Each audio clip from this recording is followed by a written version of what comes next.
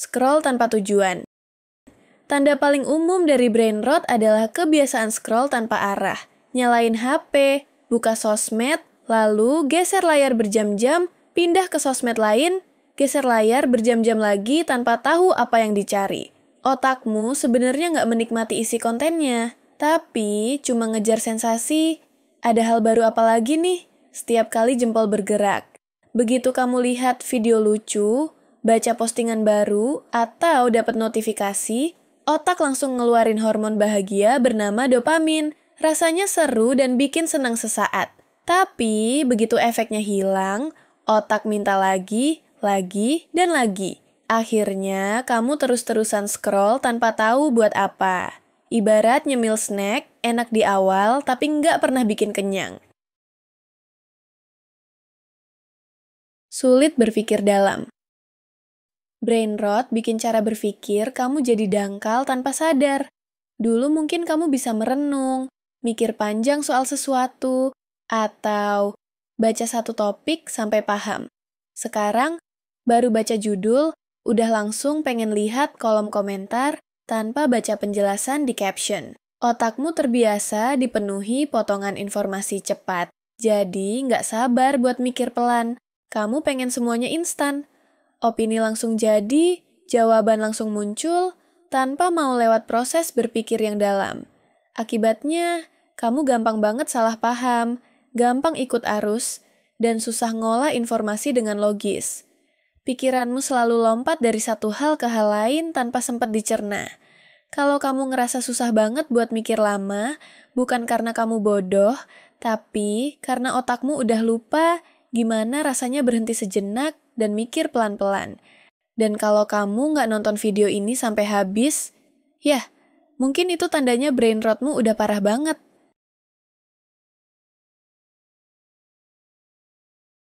Nggak bisa diem tanpa hiburan. Pernah nggak sih kamu ngerasa aneh kalau lagi diem tanpa ngapa-ngapain? Misalnya, lagi buang air besar, di kamar sendirian, atau lagi nunggu teman, tanganmu refleks langsung nyari HP. Padahal nggak ada hal penting, tapi rasanya kayak ada yang kurang kalau nggak buka sesuatu. Inilah tanda kamu nggak nyaman lagi sendirian bareng pikiranmu. Otakmu udah terbiasa dikasih rangsangan terus, jadi begitu situasi tenang muncul, malah terasa canggung dan bikin resah. Kamu lagi nggak butuh hiburan, tapi ketergantungan sama sensasi sibuk yang diciptakan layar.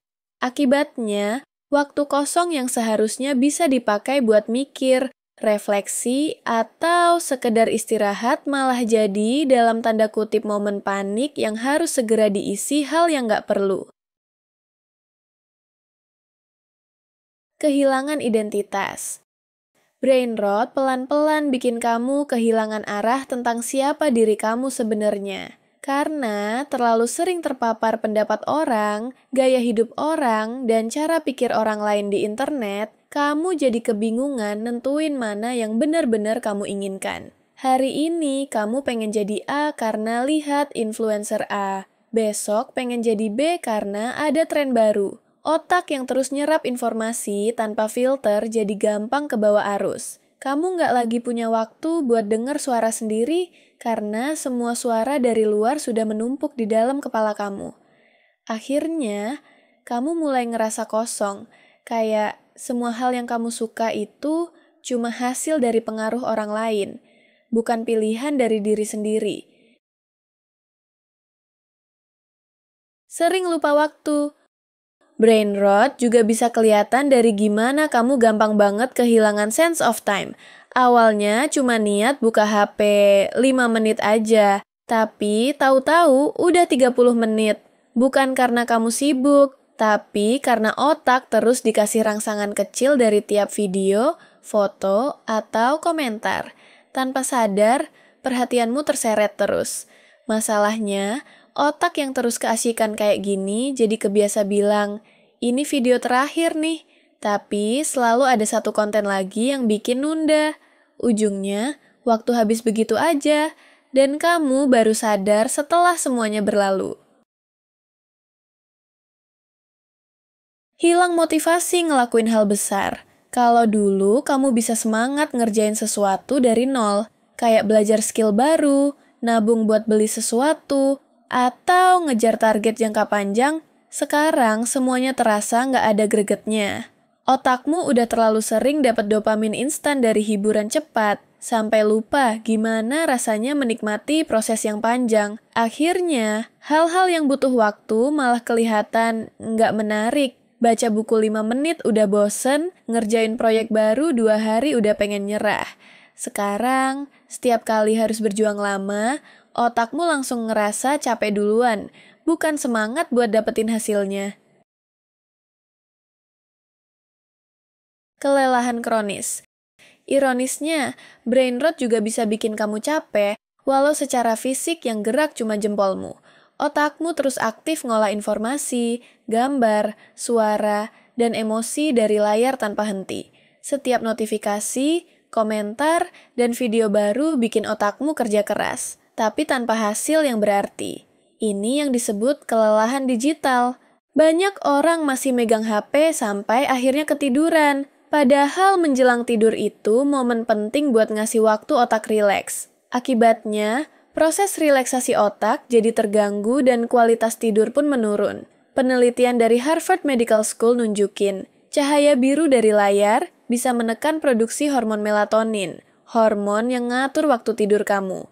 Karena itu, disarankan buat berhenti pakai HP setidaknya 30-60 menit sebelum tidur, supaya otak sempat tenang dan bisa istirahat sepenuhnya. Kesulitan mengingat informasi yang baru saja didapat. Kamu baru aja baca sesuatu, tapi 5 menit kemudian udah lupa total isinya. Atau baru nonton video edukatif, tapi nggak ada satupun yang keinget. Ini salah satu efek nyata dari brain rot. Otakmu terlalu sering loncat dari satu hal ke hal lain, sampai nggak sempat nyimpen informasi dengan benar. Setiap kali kamu ganti konten terlalu cepat, otak cuma sempat nyentuh permukaannya, nggak pernah masuk ke proses memori jangka panjang. Akibatnya, kamu ngerasa kayak belajar banyak, padahal nggak ada yang benar-benar nempel. Lucunya, setelah nonton video ini, bisa jadi kamu juga langsung lupa sama isinya. Dan itu justru bukti nyata kalau kamu udah kena brain rot.